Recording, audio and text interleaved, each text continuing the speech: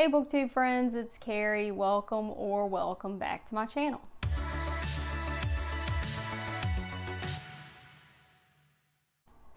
So today I wanted to do the hashtag Faulkner in August 2021 book tag, which was created by Alan over at Big Hard Books and Classics.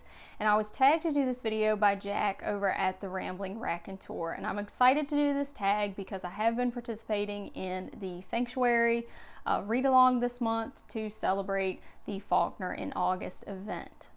So the first question is number 3, Yoknapatawpha County. What county do you live in and what does its name mean? Well, I don't want to get into specifics of what county I live in, but I do live in the state of Virginia. And of course, Virginia is named after Queen Elizabeth I, who was nicknamed the Virgin Queen.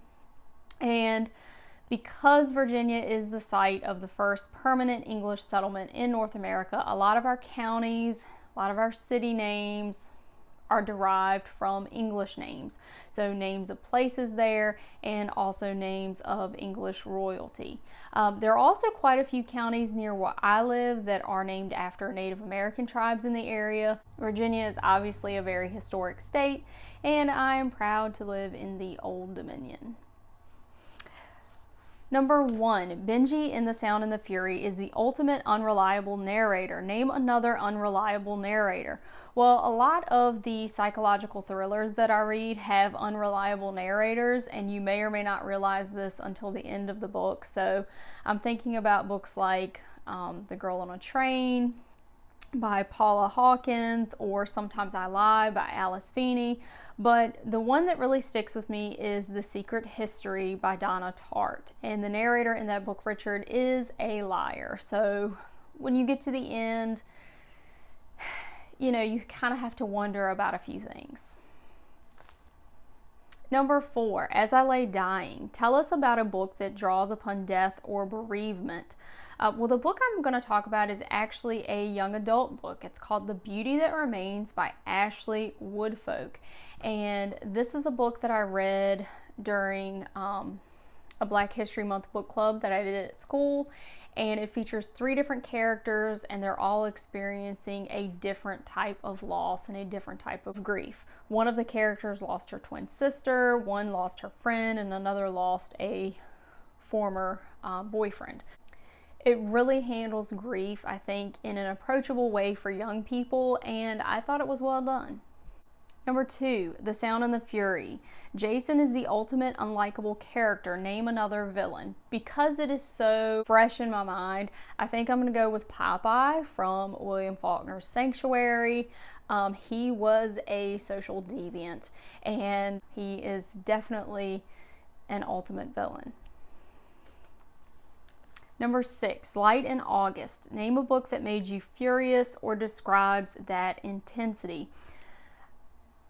I didn't really think about this book when I looked at the questions before, but I'm going to go with a book called Rage Becomes Her, and I can't think of the author's name, but that book deals with gender and social conventions related to feelings of anger and rage and how those things are discouraged in young girls, and they can cause women to have this inner rage. And I didn't agree with everything in the book, but there were a couple points of the book that made me angry because it talked about the fact that until a few years ago, our female senators and congresswomen did not have a restroom that was close enough to the voting chambers so that they did not have to miss votes, while there was a very large male restroom near the chambers that had leather furniture and all sorts of amenities. Women legislators were forced to walk so far that often they would miss votes. And I just found this absolutely appalling. Consider me naive, but I was really shocked that this was something that was happening just a couple of years ago. 4A. Absalom was a son of David who rebelled against his father. Name a rebellion or biblical character story. I can't really think of one. I'm sorry, Alan and Jack, but I can't really think of one. Number 5, what is your favorite Faulkner novel and why? My favorite Faulkner novel has always been The Sound and the Fury because it is my first experience with William Faulkner.